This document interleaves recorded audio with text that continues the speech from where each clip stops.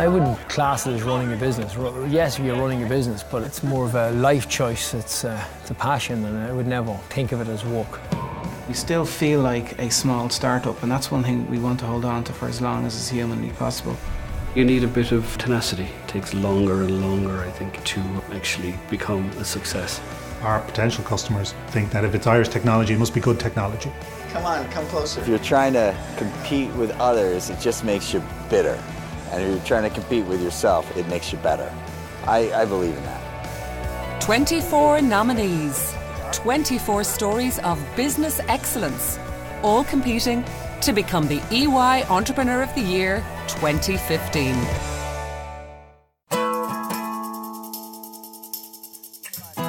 I'm competitive in the sense that I think you need to be the best in the world at whatever you do. That said, I don't think I'm a very competitive person. A familiar face from Dragon's Den, Sean O'Sullivan is a venture capitalist who's made a fortune spotting and backing great business ideas like Guitar Hero and Netflix. As well as supporting startups, Sean's also investing his money, time and passion on social initiatives like Coder Dojo and Mathletes. I'm an Irish citizen, right? And that I've lived longer in Kinsale than I've lived in any other place in my adult life. 9 years running. I always have sort of itchy feet. And I'm very happy here. Our back office operations are here in Ireland, and we have around 200 people that are working for SOS Ventures-backed companies. We're the lead investor in those companies here in Ireland. So I have a lot of ties with Ireland that I didn't have when I first came here 9 years ago. Sean grew up as part of an Irish-American community in New York, against a backdrop of poverty. My mom was a single mom. I was one of 9 children in upstate New York, and having to make the best of a difficult situation financially. I guess I was lucky because I had a great mother who was very dedicated to education. By 27, Sean had invented the technology that powered street mapping on computers. Selling his stake in that company, MapInfo, created the next chapter in his life, first as a philanthropist and then as an angel investor with SOSV. So SOS Ventures, if you haven't figured it out, SOS is for Sean O'Sullivan. So it's pretty much my life work, having this sort of entrepreneurial mission where we're helping companies start with an impossible idea and bring it to an inevitable change to society. SOSV invest in big ideas for positive global change. With centres around the world, the global back office is in Ireland. UCC's microbiology department hosts one of these centres where young teams are pushing the boundaries of science. From allergy-free peanuts to artificial crab blood, Sean is on hand to advise these early-stage startups on their future direction. A company comes into a program like this and it's commercially unviable. What we have to do is de-risk the company over the course of a very short period of time so that it becomes attractive for customers to want to buy their product, and it becomes attractive for investors to say, wow, this is like a sure thing. I mean, it's all on the company in the end of the game, but we're just trying to help them move along. In the same way that when I started MapInfo, some friends and family came in, gave us some key initial capital, 30 years ago when we started that company. We're trying to be effectively the friends and family of these startups as they go forward. I remember my sister gave me $5,000, and I was 21 years old. And she gave me $5,000, and I was like, wow, that's a lot of money. That's a lot of savings for her. And in the end, a lot of years later, after the company went public, it was worth $1 million to my sister. It was a great return for her. I was delighted for her, and all the good news is all my family gave me some money. They gave me $1,000, but my sister put in $5,000, and it really was a life-changing event for her. Hopefully, we'll have some life-changing events for us where we put in a bit of money. We put in a lot more money actually, and hopefully we'll get a good return off of that. We're working with a team here called Safium from Austria. They have a biodegradable plastic, which can be broken down by just putting the plastic in a soil. The dirt actually breaks down. The world that exists today is not good enough for an entrepreneur. There's some hole that's in their hearts that says, this is wrong. We need to fix this. And the teams that succeed in changing the world are those that have really big ideas as to why the whole world is all completely messed up. And the thing that they can do to fix it is this product here or that product there. You're probably saying, okay, well, do you economically need to do well? I don't actually need to work. I haven't needed to work since I was 27 when my first company went public. So why do I do it? Yeah, I often wondered the same thing. One-time footballer Alan Clarke has ended up in professional sports, albeit on a different side. STATSports is the global leader in elite sports performance monitoring. A tiny recorder fitted to players' jerseys monitors every sprint, tackle and shot taken. The ViperPod is 3D axis of monitoring of players' movement, mechanical movement, physical movement, positional information, velocity, distance and cardiovascular response. So it's quite all-encompassing. Well, our first proper client was probably Leinster Rugby. We worked with Leinster Rugby very quickly after Ulster Rugby. And then Irish Rugby, and from then it just snowballed. You know, like every kid, you want to be a footballer, you want to be a sportsman, you want to do something that's exciting, and yeah, you realise quickly that you're not good enough to do that, so you have to try and do something else. I suppose by default I've ended up in that industry, but in a different sort of way. In just 8 years, STATSports have signed 80% of English Premiership teams, as well as Juventus and Barcelona. They have a footprint in international soccer and rugby, and since opening their US HQ this year, work with teams in the NFL, NBA and Major League Soccer. So it's how close it is. I didn't think it was a gamble at all, because we were not mortgaging our homes, we were not doing the typical things you do in a business, because there was no money around. It was 2008, 2009, the whole world financially was collapsing, so we hadn't got any of that. It was we done it very organically in that we got one client at a time, and as they paid us, we put that money back in to buy more product to get more clients. And that's what we done essentially for the first 18 months anyway, to kind of build up the business.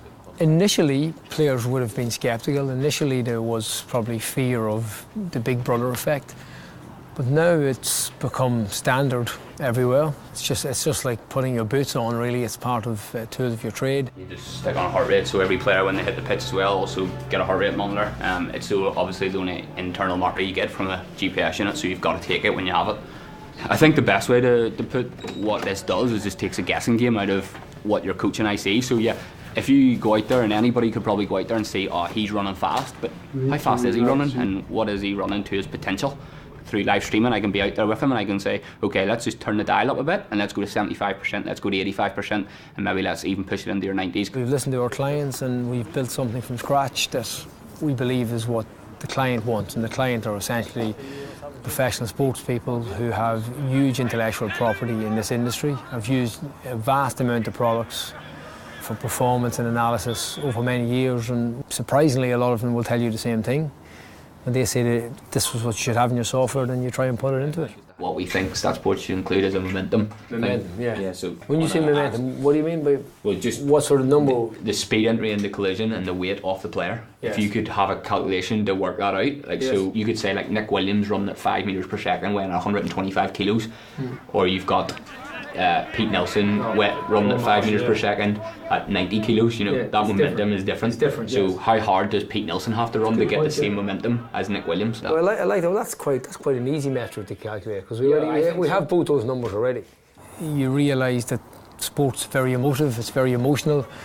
The guys you're dealing with on a Monday can literally be on both sides of the fence on Saturday. So you could be dealing with somebody on Monday who has had a great weekend and has won the match, and somebody who, for no fault of theirs, have lost the match on Saturday. So it's very emotive, it's very unique, the industry we work in, that sometimes people are really down or really up, and it's got nothing to do with anything except the 90 minutes or 70 minutes that happen on Saturday. Diona's technology transforms the way people interact with government services. Graham Stubbs' career began with Quorum Software when he travelled to Silicon Valley after college in 1993 in search of adventure, along with wife Sheila. I guess I accidentally fell into the tech industry out there. I was given an opportunity and I took it. But we spent about 8-9 years out there. Towards the end of 1998, 1999, Owen came along, and we decided at the time to move home, to be closer to family and friends. I guess if we look back, you know, when he was first born, he was given 6 months to live. He's now 16, and he's still with us, and he's a bright, just smart, cheerful guy. One of the reasons we moved back to Ireland with him is, you know, the actual services, the people on the front line in Ireland delivering services to kids and like Owen and families like us, you know, they do a fantastic job. You know, so he gets everything he needs. So I came back and I was going to go back and teach. I was looking for a job teaching. But at that same time, we were trying to get Owen sorted, both for school and the various programs and services, you know, to help him and, you know, to help with his needs. And we found that process extremely frustrating. Navigating the system was a challenge. And I was introduced to these two Irish entrepreneurs at the time who were building software, trying to fix some of these social problems. And it was like a match made in heaven. The three founders recognised that mobile technology was transforming the way people access services in health and social welfare. So Diona set about designing the future of service delivery using personal insight and professional feedback from social workers. Like today out in the field, would you guys, you know, would you review the notes before you visit the family on your way? But you know, it's all paper-based, right? Yeah. So how do you guys review those notes prior to the meeting? Where do you review them? Ideally, you'd be doing it in the office probably beforehand, but obviously if you could do it on this, listening in your car, it's like saves a lot of time. So essentially what we do is we get rid of all the paper and we improve field caseworker productivity. Essentially, the solution that we provide sits on a tablet. That tablet is secure, it's, you know, encrypted, the data can't be hacked. Our solutions turn smartphones and tablets into tools that help governments be more productive on delivering programs and services to the most needy in society. I suppose the convenience of it will be my first thing. Going out and having your 3 or 4 appointments all in front of you for the day, you're not rooting through wads paperwork, and also I suppose the security element of it, that you're not bringing sensitive data, like if your car got broken into or anything like that. We have 3 primary offices. We're headquartered in Dublin, but we have a R&D development operation in Bangalore. Effectively what we do is we split our product development activities between Dublin and Bangalore. In the US, our head office is based in Austin, Texas. Being an Irish headquartered company helps on a number of different levels. You know, Irish technology has a great reputation around the world. So being seen as an Irish technology company around the world, you know, our potential customers think that if it's Irish technology, it must be good technology. So we have a very good reputation. Graham may have been an accidental entrepreneur, but there's nothing accidental about Diona's success and their ambitions for the future. We have some very clear objectives for ourselves. You know, our key objective is by 2020, we want to make social program delivery through mobile devices a norm around the world. And that's why we've gone and got a great leadership team in place, and we hire really good people. You know, but we're pretty bullish about the future.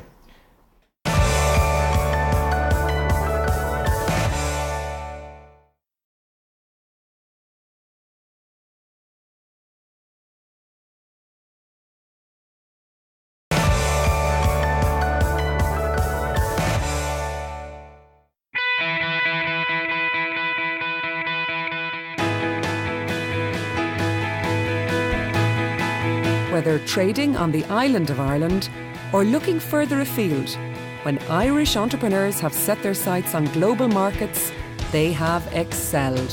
One of the things which I think differentiates Irish entrepreneurs from many entrepreneurs in other countries is the small domestic market forces us to think global from the start. So they actually have expectations that they will have to go around the world selling their product, and they're up to do it. We always have a tendency to look at international businesses and the contribution that they make, and that's important, and they do make a very valuable contribution, but we do tend to overlook the fact that actually Irish companies are very successful overseas. So for example, Irish companies employ more people in the US than US companies employ in Ireland. The same is true of Germany. And that's not because they've necessarily always grown organically, but they also have the courage to grow and acquire other businesses and compete. The EY Entrepreneur of the Year for 2011, OpenNet, had the whole world in their sights from the start. Yes. Headquartered in Dublin, but selling software to the telecoms industry, NORTON has found that having an Irish accent on their business was a bonus point. You don't have to be in the West Coast, you don't have to be in the East Coast of the States to be successful, but you got to be prepared to actually go travel where your customers are. The telecoms software market is quite international by nature. Innovation knows no boundaries in that sense. Having an Irish passport is very well received in most countries around the world anyway. And Ireland has a very strong reputation in the technology space. So from that perspective, it was an advantage, most definitely. The EY alumni and the whole EY program gives you a lens into Ireland to see people that you'd never meet in the ordinary course of business. You develop a lot of friendships out of it. You end up knowing a lot of people who are in different markets, and it's surprising the number of times where you go, really, I actually know someone in that particular market, I can introduce you, or you never know when you might end up meeting them. What Ireland has, when you go into some markets, is a very strong group of people who have emigrated from Ireland, and they are very willing to open doors of opportunities in other countries. They're in senior positions, but then once you've made the connections, the company has to deliver. For businesses with winning aspirations on the world stage, what does it take to make that ambition a reality? You have to be fearless. I think that's true of entrepreneurs generally. I think the additional dimension is that you're trying to sell in a different market with a different culture. It's not like selling to somebody down the road who you might know really well. And I think that's the key in any business, is just simply that ability to build a relationship regardless of where you are, your culture, language, etc. That's the piece that builds trust ultimately and builds business. Michael O'Dwyer has declared war on paper. His first startup automated previously paper-bound tasks in the semiconductor industry. Now, with his County Clare-based company TyreCheck, he's removing the need for paper from fleet tyre management. People have been inspecting vehicles and tyres for as long as tyres have existed, and it's been paper and pencil up to now. Paper and pencil is good in that it always works, however it's slow. So our Bluetooth measuring gauge fixes that problem of repeatable and accurate measurement that people can rely on. And then once that is taken, it is within minutes, the result of that measurement is pushed into the hands or the phone of the person who needs to know. When the recession hit in Europe, TyreCheck looked out west over the Atlantic to survive.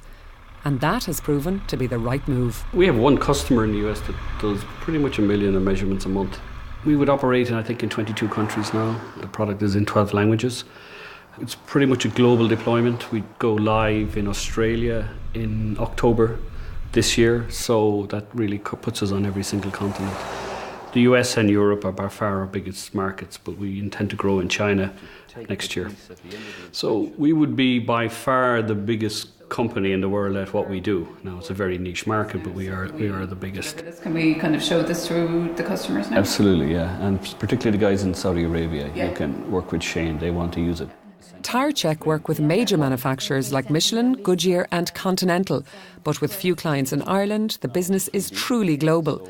For Michael, working from the west of Ireland has made all the difference. With the burren in his backyard at the end of a busy day, he takes to the green road with the dogs. A lot of thinking when walking, yeah. But it's good. It's good to unwind. Try and leave the phone behind. Don't always succeed, but I do try and leave the phone behind. I don't think the location adds any greater difficulty to it. I mean, email, a phone, no matter where you are, you have to travel. So yeah, I'm here looking out at the Atlantic, but I'm 2 hours from Dublin Airport. Okay, it takes a little bit longer than if I were living in Leinster, but I certainly think it's worth the trade-off. I think we're not even touching the tip of the iceberg. The market is new. It's almost limitless. We're moving into car now as well as truck and bus. The car market is 10 times what truck and bus is. So, I mean, it's hard to put a number on it, but it is a phenomenally big market. We are in the absolute best position to go after it, given the technology we have and given the partnerships that we have with all of these big players. So it's there for us to take.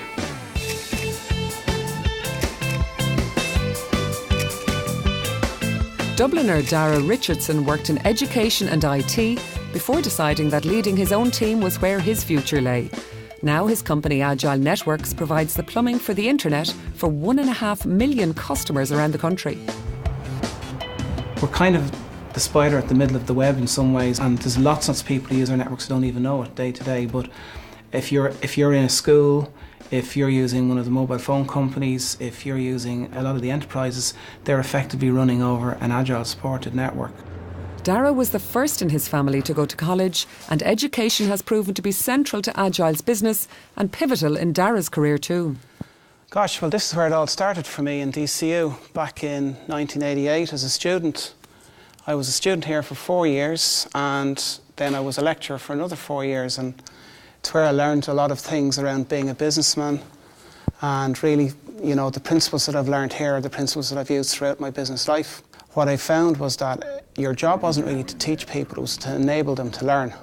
And I think that's a principle I've brought throughout my business career, is you're not there to tell people how to do their job, you're there to enable them to do their job. It's great to be back here, and of course now DCU are a customer of ours, which brings everything back to being full circle again. Between leaving DCU and returning with Agile as a service provider, Darragh worked with a number of IT multinationals.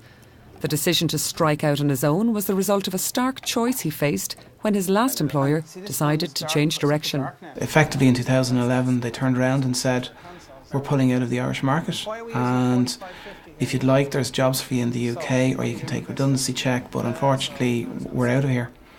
And that was my moment of truth.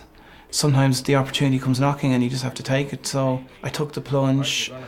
The circumstances that made me an entrepreneur are a little bit accidental, but once the opportunity came and I grabbed it, I really enjoyed it. And I now see myself as being an entrepreneur, whereas 4 or 5 years ago I could hardly have spelt the word, you know. But they don't necessarily route the right way then if they're dumber boxes. Is that the problem? Well, the idea being that this central box will take all those kind of routing decisions away from all this. I always had this view that there was this magic kind of curtain, like the boardroom, that once you walked through the boardroom, you would suddenly discover these unbelievably giant-sized brains of people, and that they had masters of the universe, they had the world at their fingertips. And what I found actually as you got further up in the organisation was there were largely people who were trying to struggle with limited resources, but there were no magic bullets, or there was no kind of hidden geniuses there. And I was looking for maybe some inspiration that actually wasn't there. So eventually I got to the realisation myself that, in fact, if you want to be inspired, you've got to sometimes inspire yourself. It won't come from other people, it has to come from within. Next week we meet the 5 final nominees for EY Entrepreneur of the Year. A Corkman carving a niche in tracking software, the grandson who's driving the family business forward, the childhood friends who are good at minding money, 2 Limerick brothers redefining the way the world buys online, and showered with success in Kilkenny.